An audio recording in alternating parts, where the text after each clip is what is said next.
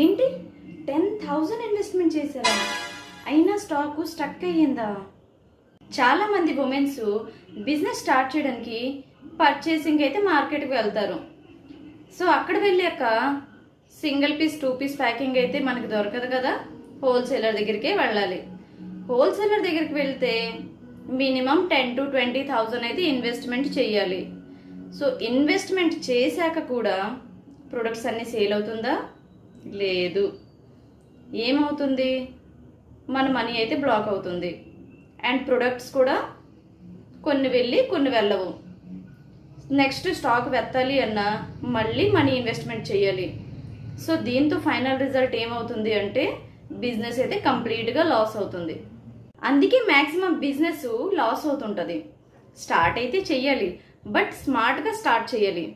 So మీరు కూడా స్మార్ట్గా స్టార్ట్ చేయాలి అనుకుంటున్నారా?